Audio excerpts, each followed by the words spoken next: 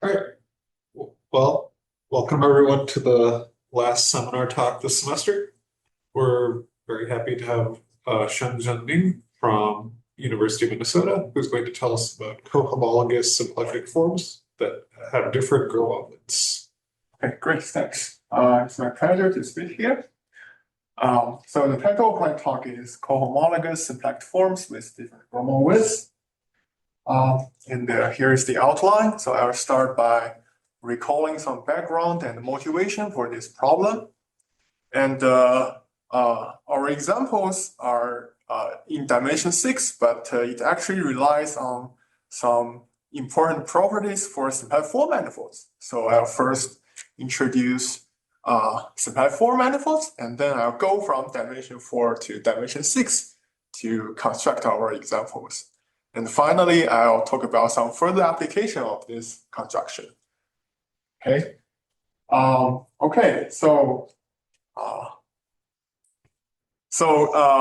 The question is about symplectic embeddings. So given two symplectic manifolds of the same dimensions, you can always ask if I can symplectically embed one manifold to another.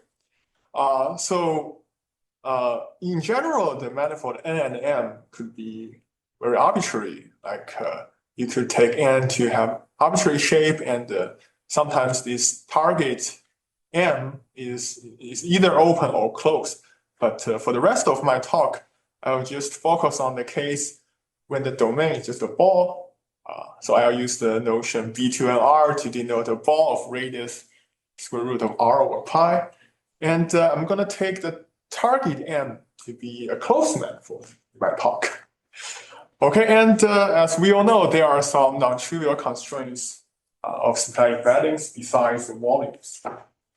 So there are these two famous theorems by Gromov. The first non-squeezing theorem is telling us that if you want to embed a ball into a cylinder, this only happens when the R cannot be larger than capital R.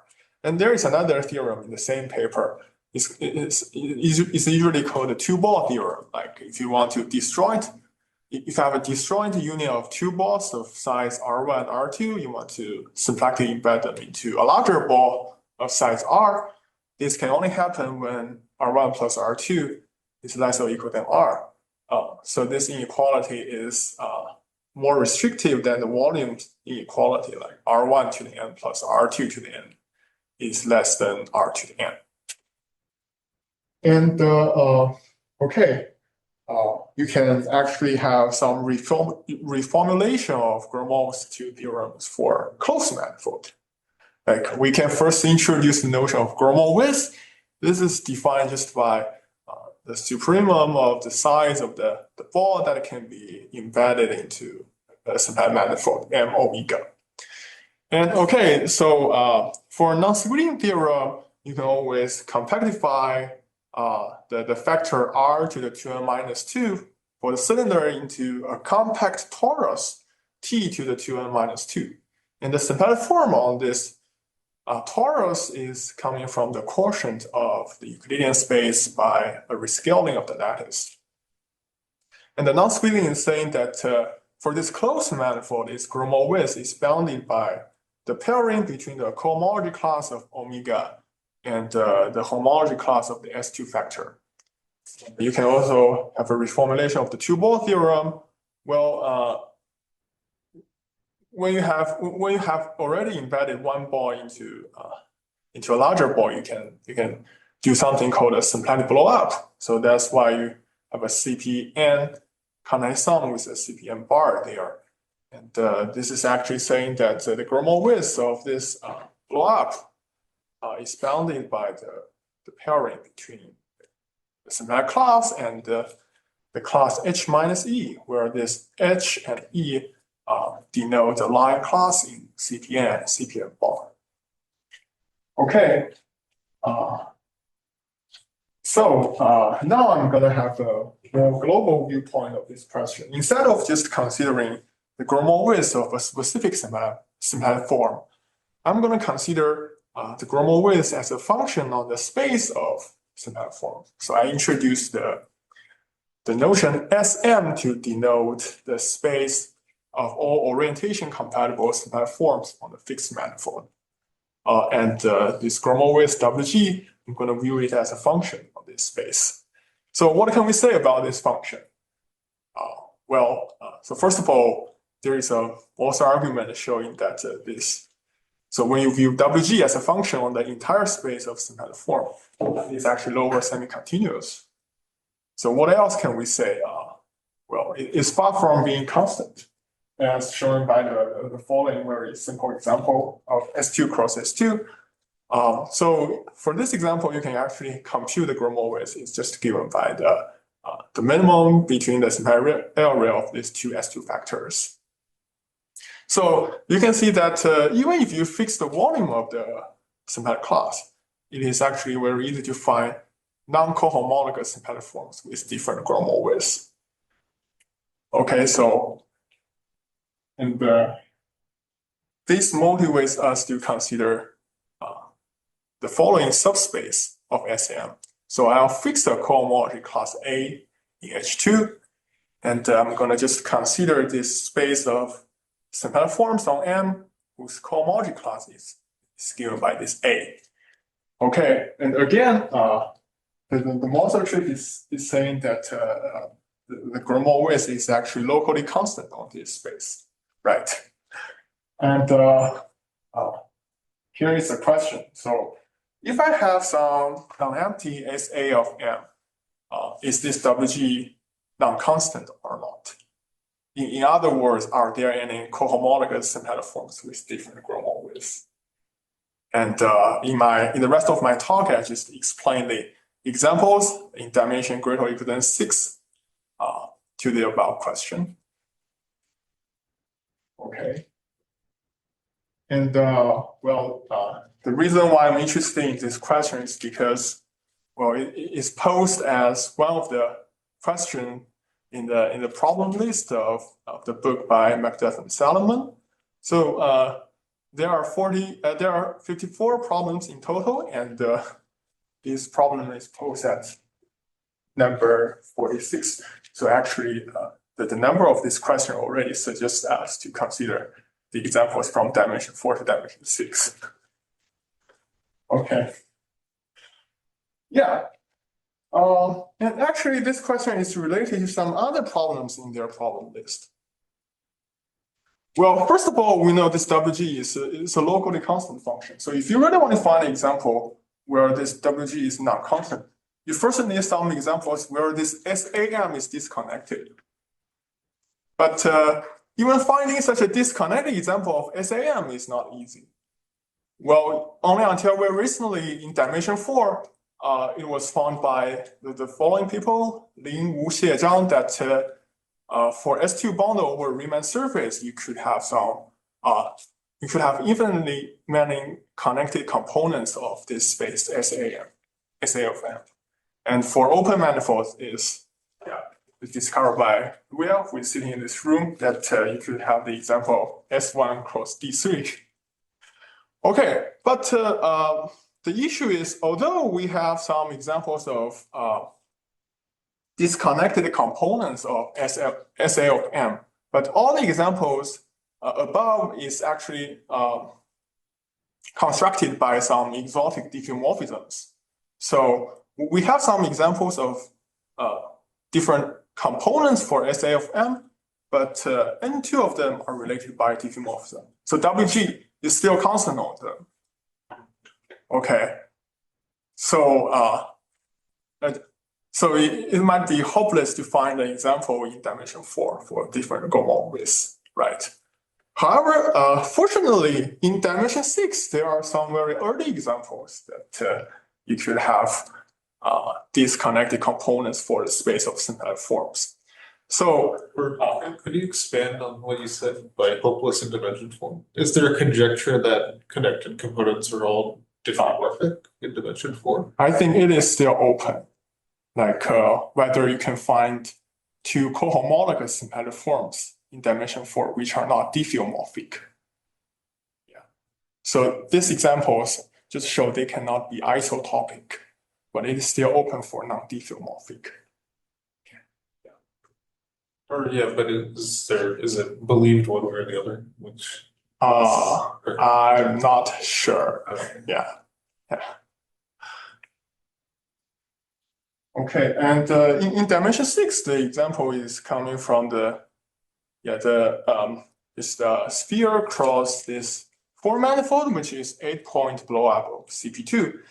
And as one of the early applications of symplectic Gromov-Witten theory, so Ruan used this example to show that the space of the symplectic forms on the 6th manifold up to diffeomorphism is disconnected. And our examples for Gromov is just by adapting Ruan's example by investigating this subspace as A of M when you fix the cohomology class instead of investigating the entire space of symplectic forms. So that's the motivation for our example. Okay, and as you can see, Ruan's example is coming from the stabilization for four manifolds. So I first introduce some facts, some very important facts in dimension 4. So there is actually a Collier type classification for closed symplectic four manifolds, which is actually parallel to the story for the classification of complex surfaces.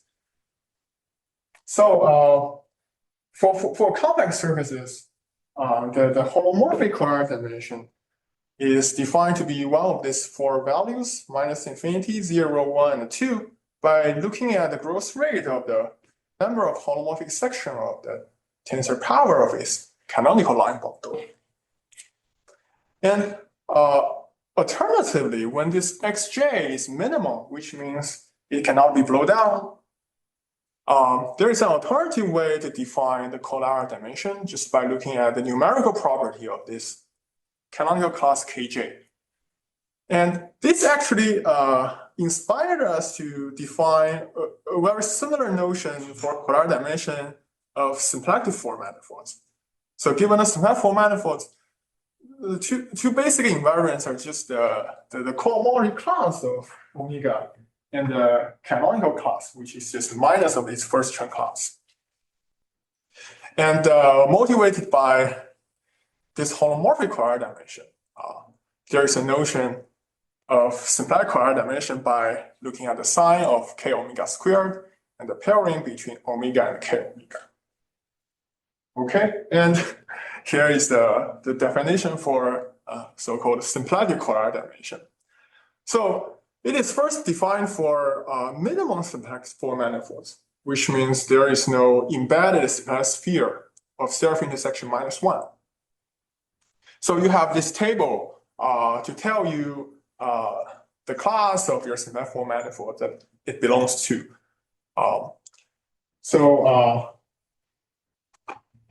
This is for minimum symplectic four manifolds. If the manifold is non-minimal, you should use some pseudo-holomorphic curve theory to find some embedded symplectic -1 sphere to blow them down into a minimal manifold. And then you look at this table to define its symplectic Collier dimension.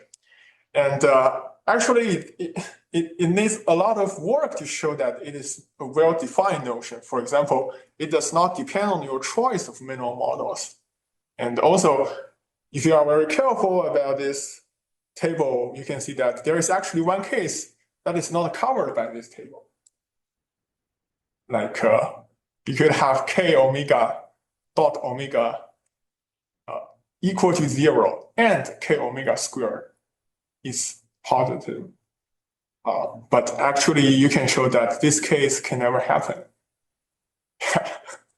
So it needs some effort to show that this is a well-defined notion. But a very good thing is actually this kappa S is not just an invariant of the symplectic form. It is a smooth invariant.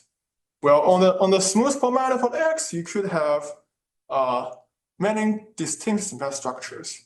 But once you run this algorithm to define its Collier dimension, you will get the same value.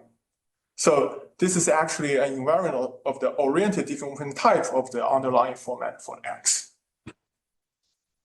Okay, and we naturally want to compare these two different notions, the holomorphic one and the symplectic one.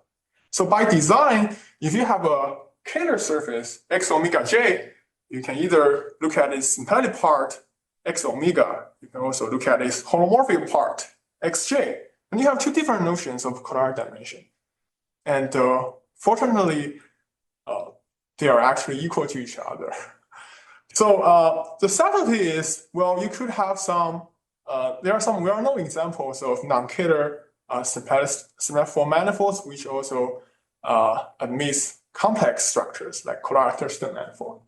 But a very nice thing is, no matter which viewpoint you are using, like a homomorphic one or symplectic one, you will get the same Collar dimension. So for Collar-Thurston manifold, this Collar dimension is always equal to 0. So the upshot is we actually have a notion, just use kappa to denote the Collar dimension for the oriented smooth form manifolds, admitting either complex structures or simple structures. Okay. Okay, and once you have a classification table, I'll tell you some examples in each class. So we have 4 classes, minus infinity, 0, 1, 2. So in each class, there are some classical examples from algebraic geometry. So for minus infinity category, the so-called examples are rational surfaces, which just means the blow-up of CP2 or S2 cross S2. And real surface just means the blow-up of S2 bundle over the Riemann surface, sigma G. And actually in this category, this gives all the possible diffeomorphism type of the Collar dimension minus infinity manifolds. And the next, when you jump into Collar dimension 0 manifolds, you have these Calabi-Yau surfaces, K3, T4, Enriques, and some T2 bundle over T2. And there are some conjectures in this category, like it is already known that these classical examples give all the possible rational homology types for symplectic Collar dimension 0 manifolds. And the conjecture is that this actually gives all the possible diffeomorphism types. Okay, and next, when you go from Collar dimension 0 to Collar dimension 1, you can see that except for the classical examples of elliptic surfaces, there is actually a family of symplectic form manifolds constructed by Gromov, which shows that any finitely presented group can be the pi 1 of the symplectic manifolds. So it tells us it's already impossible to classify all symplectic form manifolds in this category, kappa equal to 1. And what's next? When you move to the class of kappa equal to 2, the classical examples are called surfaces of general type. So the topological type for the underlying form manifolds are just some surface bundle over surface. So except for these classical examples, so what's really important for our talk is I'm going to use some exotic manifolds living in this category. So these exotic manifolds are homeomorphic, but non-diffeomorphic to the K-point blow-up of CP2. And it is actually the dichotomy between this kappa equal to minus infinity and kappa equal to 2 I'm going to use to build our example later. Okay. Okay, so I'll first introduce some properties for this Collar dimension minus infinity manifolds. So actually the origin of this notion, symplectic Collar dimension, is motivated by the following theorem by Liu and Ota Ono. So they first showed that if the pairing between omega and k omega is negative, then the form manifold X must be diffeomorphic to a rational root surface. So I want to emphasize that in this theorem, the manifold X is not assumed to be minimal. And this assumption, the pairing between omega and k omega is negative, actually mirrors the condition in algebraic geometry that the linear system of this canonical class is empty. Okay, and this condition in symplectic geometry is actually used to construct some embedded symplectic sphere of non-negative self-intersection. And once you have this embedded sphere of non-negative self-intersection, there is the theorem by Gromov and McDuff. So they show that the underlying full manifold must be rational or root. So what I really want to emphasize in this slide is there is a notion called the unirootness for simple manifolds. It just means you have some non-trivial genus zero Gromov invariant for with a point constraint. So you should really understand the embedded symplectic sphere in in the condition of this theorem as some uniroot class, and they will give you a family of spheres which actually gives a left vibration structure on X omega. And what's really important to us is the uniroot class actually gives us an upper bound for Gromov width because it has non-trivial genus zero Gromov invariance with a point constraint. Okay, so we have this relation between kappa equal to minus infinity and unirootness. And also there is a very interesting corollary of this result. It actually tells us that if the Color dimension is not minus infinity, there could not be too many exceptional spheres. So what's the reason for that? So it's by a very simple observation, like if you have, so like for blow-up of CP2, if you have more than 9 points of blow-up, there are always infinitely many smoothly embedded exceptional spheres. But this can never happen for kappa not equal to minus infinity manifolds. So if you have too many exceptional spheres, you can always find two intersecting ones. And you can resolve their intersection point.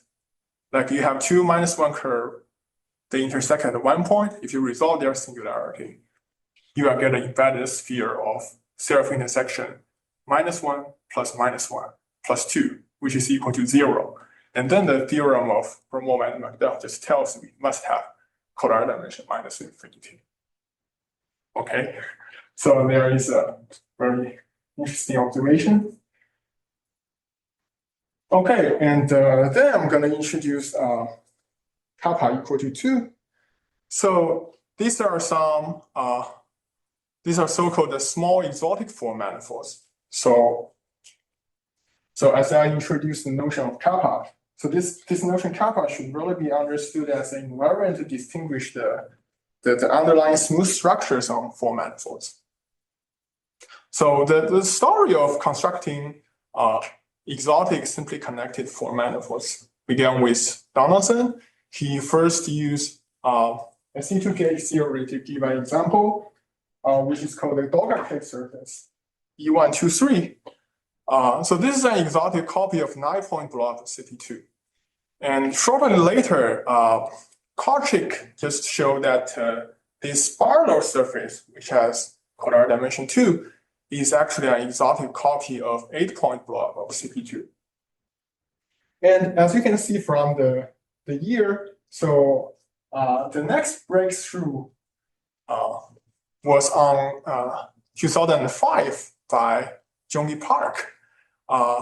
You can see that many years passed, and he showed that there is he just reduced the second Betti number of these exotic manifolds. So his proof actually implicitly used the notion of symplectic Color dimension, where he used the Fintushel-Stearns rational blowdown technique to construct a full manifold with a symplectic form omega, such that the pairing between omega and k omega is positive. So if you still remember the table for the definition of symplectic Color dimension, if this omega dot k omega is positive, then it must have Color dimension 2. But this kappa is a smooth invariant. So this just shows that the manifold he constructed is an exotic copy of this 7-point block of CP2. And in the following 5 years, many people are working on reducing the second Betti number. So So this is achieved by Steve Schiz, Oswald Sabo, Fintu Stern, Ahmedov, Doc Park, and Baudrich Kirk. So currently, we actually have some examples of exotic copy of two-point block of CP2. Okay. Okay. And okay, so the next thing I want to talk about for manifolds is the so-called symplectic cones. Okay, so remember the goal of our talk is to construct some cohomologous symplectic forms with different Gromov widths. So how do you make sure you can find cohomologous symplectic forms? We should investigate this space denoted by Cx. So this is just the cohomological level of the space of symplectic form. It's a subspace inside H2 of X. And there is a very natural decomposition of this symplectic cone Cx according to their canonical class, or you can say the first train class. So when B2 plus of the manifold is equal to 1, actually you can see that this condition guarantees that the symplectic cone belongs to one of the two components of the so-called positive cone. So I denote it by PK. So positive just means the points in H2 whose square is positive. And well, there is the following Nakai-Moishe type duality in the symplectic setting. So this says that this is due to Ruan and Liu. It says that once I have a B2 plus equal to 1 smooth pole manifolds, I can have a very nice characterization of the symplectic cone CK. It's just characterized by the set of the so-called K exceptional classes, which are denoted by EK. So this EK just consists of the class which can be represented by smoothly embedded -1 sphere, whose pairing with the canonical class K is -1.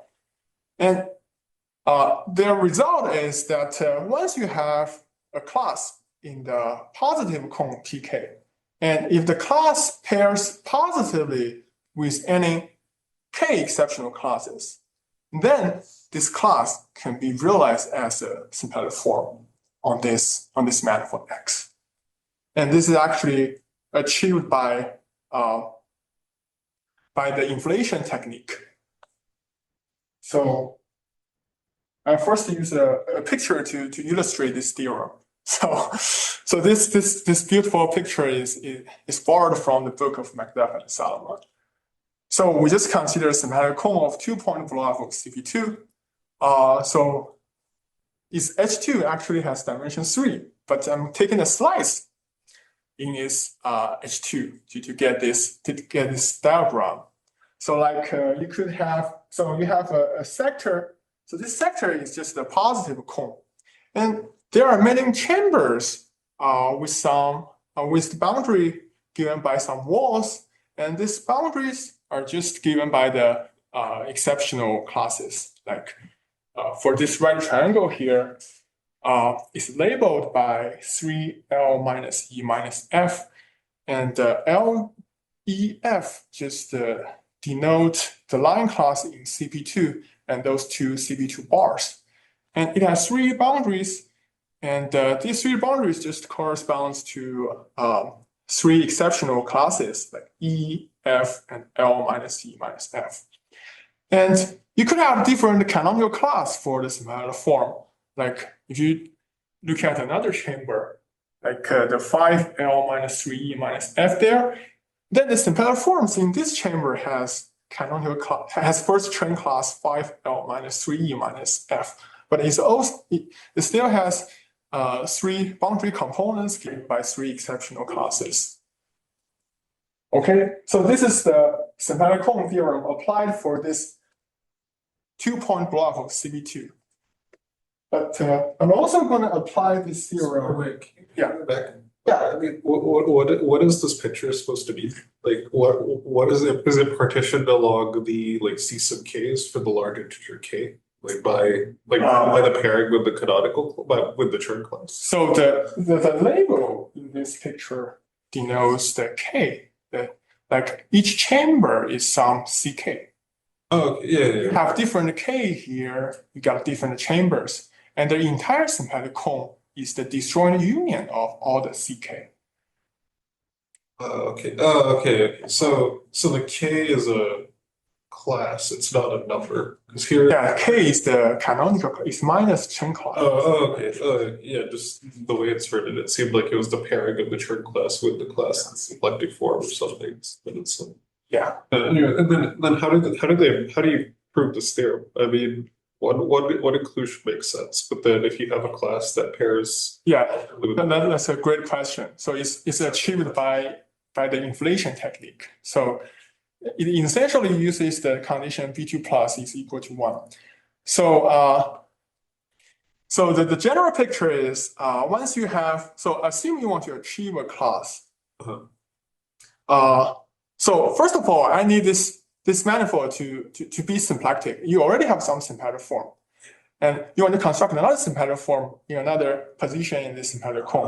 Okay. And then I'm going to choose some class which is positive in the sense of it is a Seiberg-Witten basic class. So I can use Seiberg-Witten theory to construct some embedded representative of this class. And then I'm going to do the inflation to go from this class to another class. Oh. Yeah. Yeah, thanks. Yeah. Okay. So as I said, I'm going to use the dichotomy between kappa equal to minus infinity and kappa equal to 2 to build our example. So now we already know that we have some small exotic form manifolds. So I'm going to assume that X omega is some exotic copy of those standard K-point block of CB2. Well, the reason why I know this, it has kappa equal to 2 is just because of the simple equality that K squared can be computed by 2e plus 3 sigma. So it's positive. So if you look at the table of color dimension, it must have color dimension equal to 2. Okay, and a very nice feature for kappa equal to 2 manifolds is their canonical class K is unique up to sign.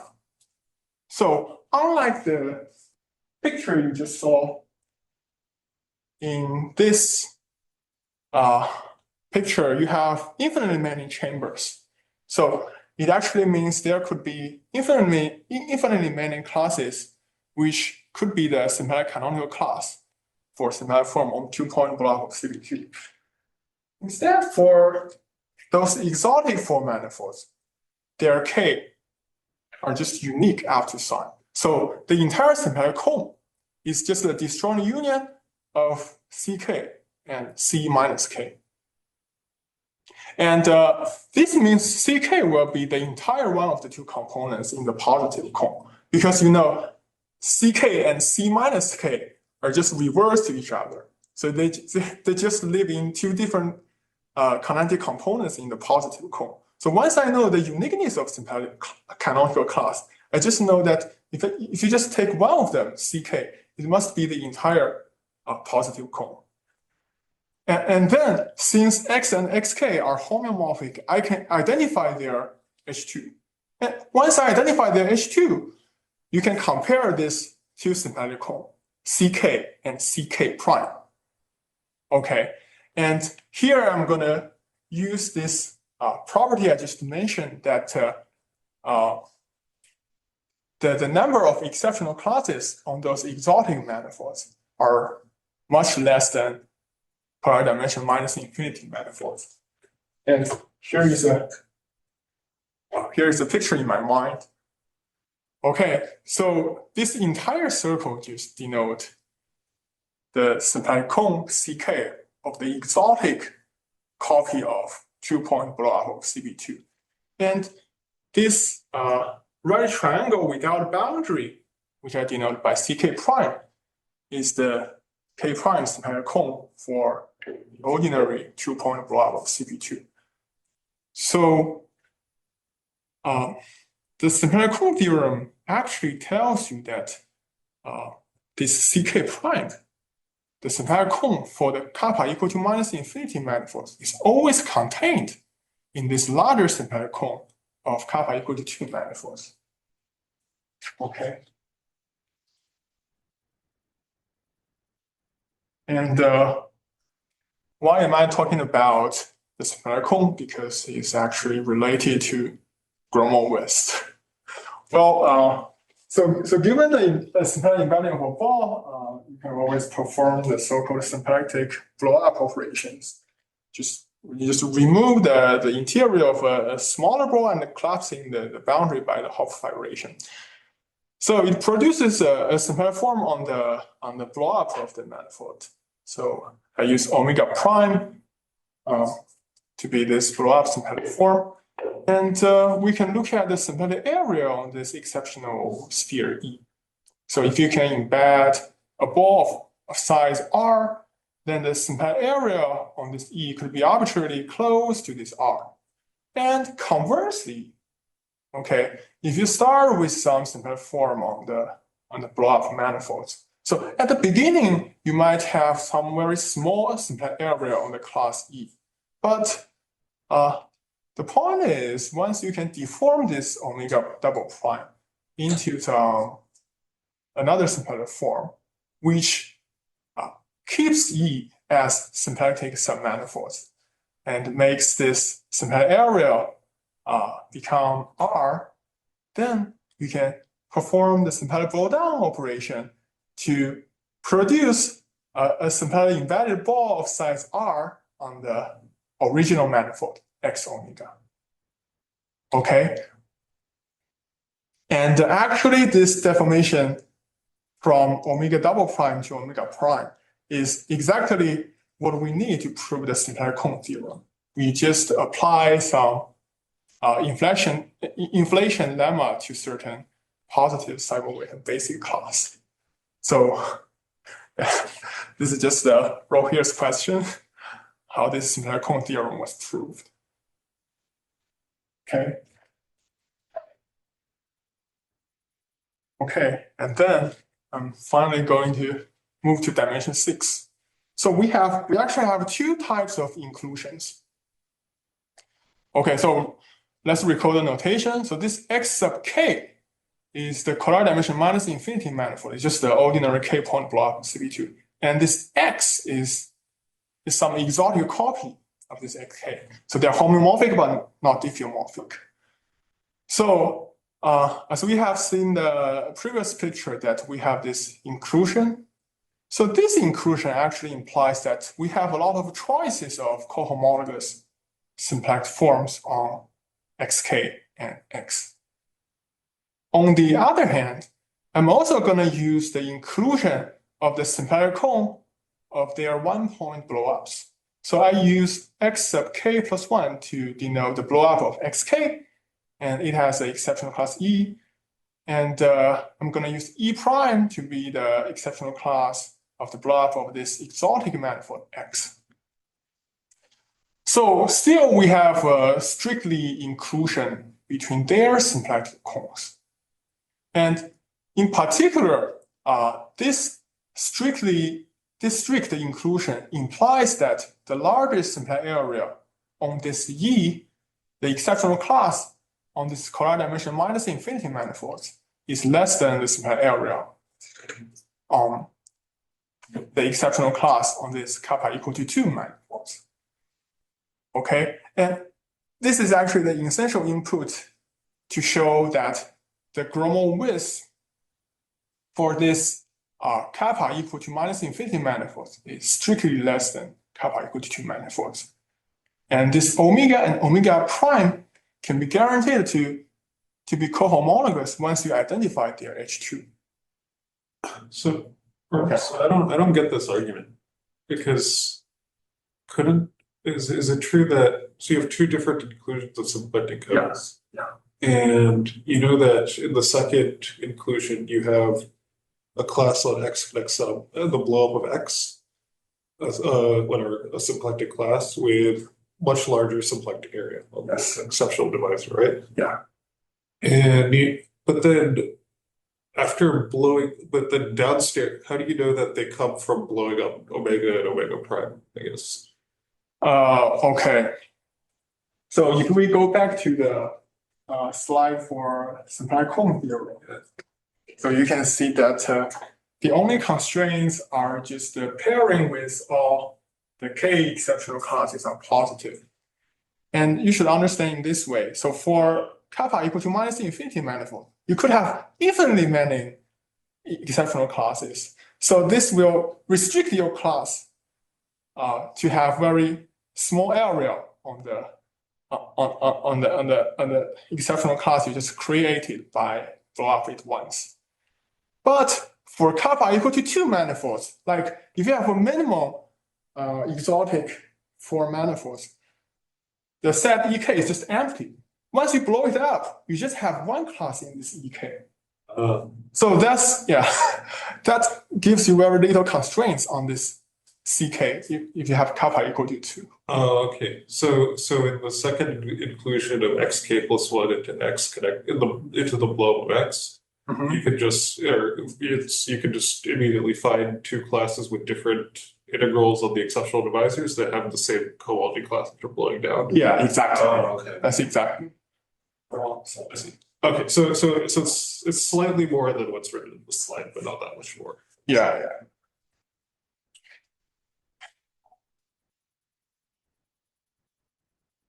Okay. All right. So what have we achieved? We achieved to find two homeomorphic but non-diffeomorphic for manifolds. So if you identify their H2, you can find cohomologous symplectic classes, symplectic forms omega and omega prime, and they have different Gromov widths. But the original question is, you have to find cohomologous symplectic forms on the same underlying smooth manifold.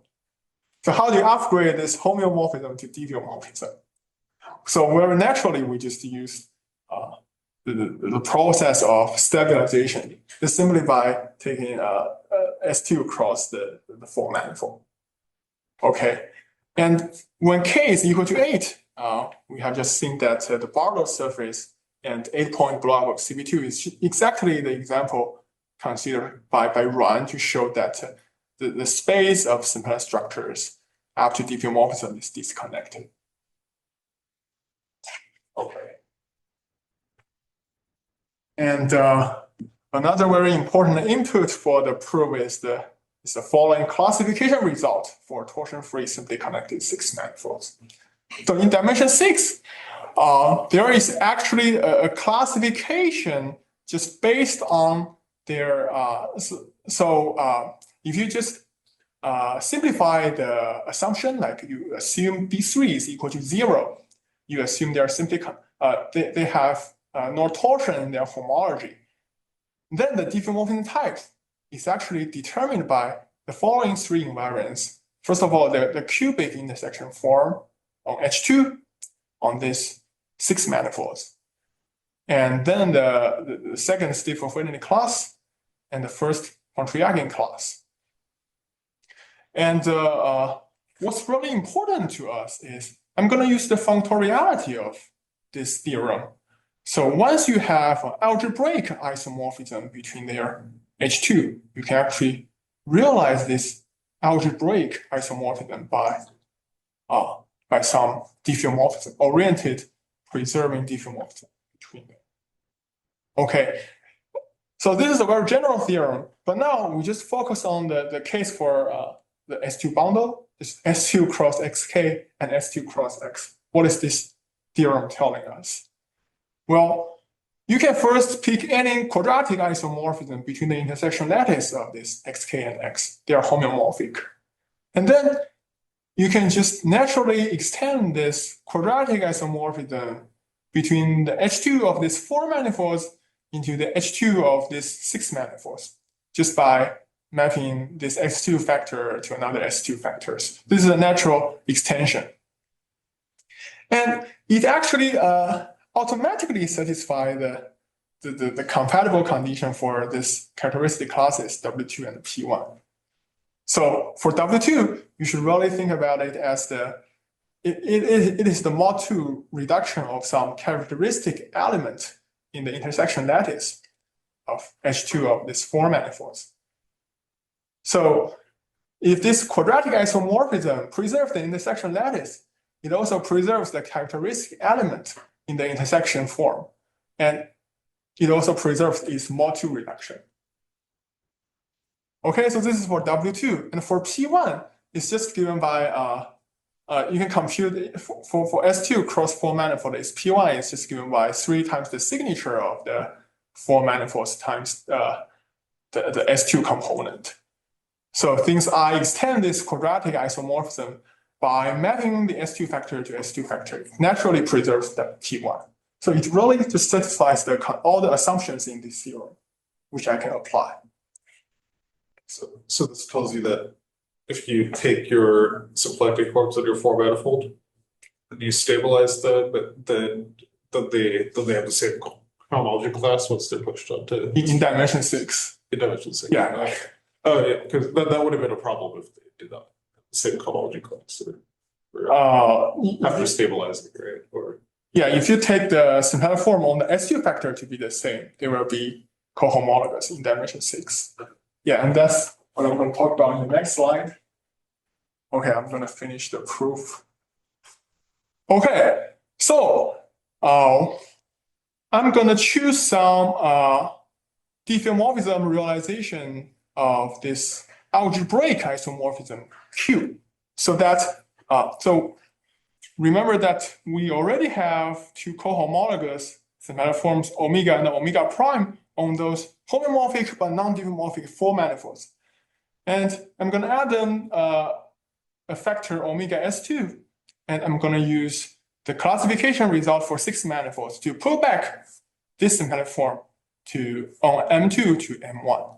So they are cohomologous. They are naturally cohomologous. And now how do you argue they have different Gromov widths? Okay, on the one hand, we can take this the symplectic form on S2 to have arbitrarily large symplectic area. Okay, if you can embed a ball of size, a 4-dimensional ball of size R into X2, then if you take the symplectic area on S2 to be arbitrarily large, then you can still embed a 6-dimensional ball of the same size into the 6th manifold, right? So that gives us one of the inequality that on this M2, remember this M2 is the stabilization of the quadratic dimension 2 manifolds. So we have a lower bound for this symplectic structures, omega prime plus omega S2. So that's one direction. On the other hand, we are going to use the equivalence between uniroot and kappa equal to minus infinity for this standard k-point block of CP2. So since it has quadratic dimension minus infinity, you can always find some uniroot class. And we know that the symplectic area of the uniroot class actually gives you an upper bound for the Gromov width for this kappa equal to minus infinity manifolds. But what we really need to do here is we have to carefully choosing some suitable symplectic class, omega equal to omega prime, to such that the symplectic area of A is less than the Gromov width of omega prime. So in our previous picture, we have a slide that we have an inclusion of the symplectic cone for the kappa equal to 2 manifolds into for kappa equal to minus infinity manifolds into the kappa equal to 2 manifolds. We have a lot of choices for the symplectic class, and here the technical thing is you have to pay attention to the class you choose in order to make this strictly inequality to hold. Okay, so I'm not saying that if you take any symplectic class, cohomologous symplectic class on xk and x, you always have different Gromov widths. I'm just saying that for some specific class, you can achieve this omega A is less than the Gromov width of omega prime. And Okay, finally, the last ingredient I'm going to use is, well, once you have a uniroot class on the 4-manifold, you can lift it into a uniroot class in the 6-manifold after stabilization. And this upper bound, you still have this upper bound for 6-manifold, right? So like here, A is originally a class in the 4-manifold XK, but once you take a copy, once you take a product with S2, you still have a uniroot class A, and this A still gives you an upper bound for the Gromov width for the 6-manifold. And since we have choose this omega A to be less than the Gromov width of this omega prime, okay, we just know the Gromov width of this 6-manifold is bounded by the Gromov width of this exotic 4-manifold. Okay, and finally, you combine these two inequality, you just get our final result of different Gromov widths. Okay. Yeah. Any questions?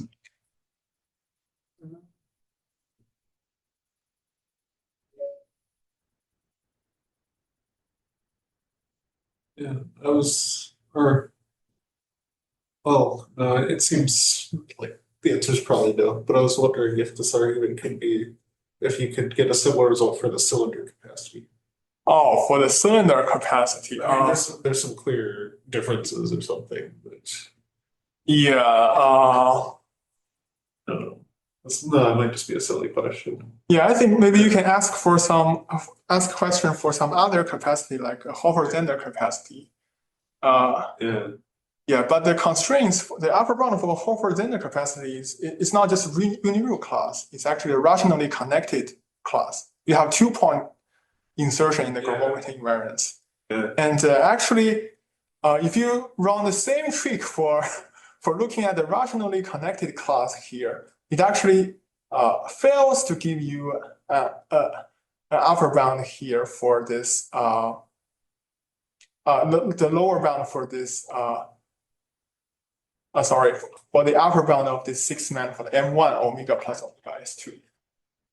Yeah, like,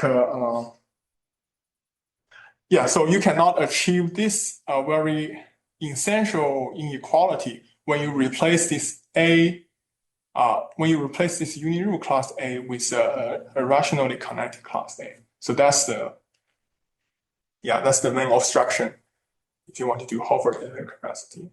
Yeah, the reason I was thinking about cylinder capacity is because you have the lower, or I guess you have a lower bound by unit classes. Right. Yeah. Okay, so yeah, finally I'm gonna talk about some byproduct of this construction. So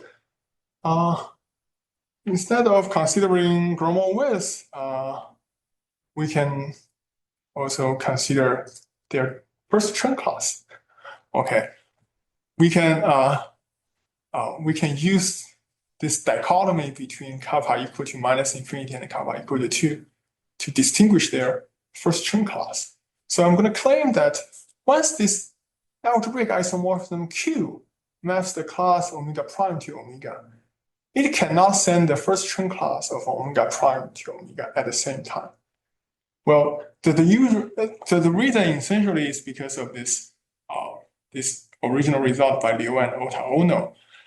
So for kappa equal to -infinity, we always have C1 dot omega is positive. But for kappa equal to 2, we have C1 dot omega is negative. Well, on the level of dimension 4, it's okay because they are not diffeomorphic, they are just homeomorphic. But once you upgrade them into dimension 6, it can never happen that the first Chern class of this omega plus omega S2 and omega prime plus omega S2 is the same, just by this dichotomy between -infinity and 2.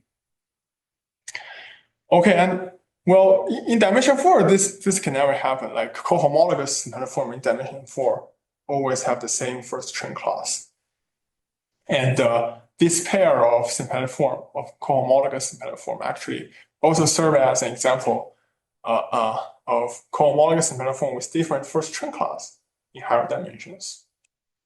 Okay, and instead of considering the stabilization of those blow up of CP2, if you just consider the question of cohomologous symplectic forms with different first Chern class, there is another kind of example just by considering the stabilization of K3 and exotic copies of K3. So for the ordinary K3 surface, the Chern class vanishes, but there could be some exotic K3 with non-vanishing first Chern class. So the K3 does not have D plus equal to 1. So actually the previous Cohn theorem does not apply for K3 surface. So how do you find cohomologous symplectic forms?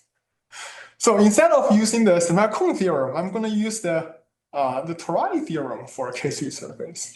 So the Torelli theorem actually described the moduli of complex structures on K3 surface. So you can actually choose some hyperkähler family to achieve all the positive class to be a Kähler form on the K3 surface. So there is actually no constraints for a positive class to be symplectic on the ordinary K3 surface. So what I'm going to do here is, so I'll just take some arbitrary exotic K3 surface and I consider its stabilization.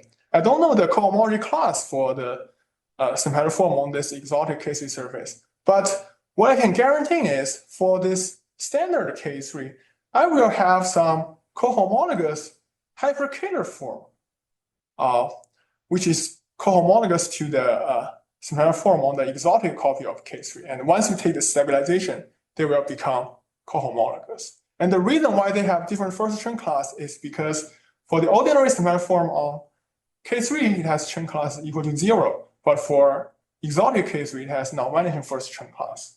So once you take the stabilization, they will also have the different first Chern class. So that's just another example of this construction. And finally, I'm going to talk about the implication of this different first Chern class construction. So we already have some examples of cohomologous symplectic forms with different first Chern class on some 6 manifold. And if you really refine the argument for finding those cohomologous symplectic forms, you can actually choose this omega plus omega S2 on this standard blow-up of CP2 cross S2 to be an integer class. Okay, this can also be guaranteed by the symplectic Cohn theorem. And what's more, I can actually take these symplectic forms to be monotone. And by our previous construction, you can also take a symplectic form phi star omega prime plus omega S2, which is not monotone because they have different first Chern class. And then I'm going to do the boost by 1 construction using the cohomology class omega plus omega S2. So it is an integer class. It is proportional to the first Chern class. And if you do a JSON sequence computation, you can show that the first Chern class on the pre-quantization bundle over this xk cross S2 will have first Chern class equal to 0 because the symplectic form is monotone. But if you use the other symplectic form, which is cohomologous to omega plus omega S2, you will get another content structure whose first Chern class is not equal to 0 because the underlying symplectic structure is not monotone. But the pre-quantization bundle construction only depends on the symplectic class you choose. You just choose the symplectic class to be the order class for the circle bundle. They have cohomologous symplectic forms. You use that form to construct a circle bundle over it. So the total space of the circle bundle is the same, and they have the same real vector fields. However, their contact structures are just distinguished by their first chain classes. So we have the following corollary that in dimension greater or equal than 7, reed floors actually do not determine the contact structures. There are some inequivalent regular, or you can say Zoll contact forms with the same reed vector field, just by taking this example of pre-quantization bundles over these two 6 manifolds. Okay, and I'm gonna address the following remark. So in dimension 3, the Moser trick just tells you that reed floor can determine the contact form. But we still have a dimension 5. And if you ask the same question for finding inequivalent Zoll contact forms with the same reed vector field, it's actually exactly related to the previous question for symplectic structure in dimension 4. Like, can you find some non-diffeomorphic components in the space SA of symplectic structures in class A, where you take A to be an integer class, to be the Euler class for the circle bundle. Okay. Yeah. So I think I'll just stop here.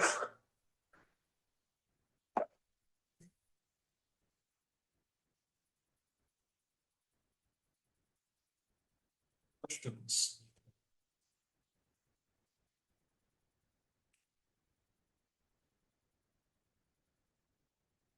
Well, I kind of asked all of mine. So.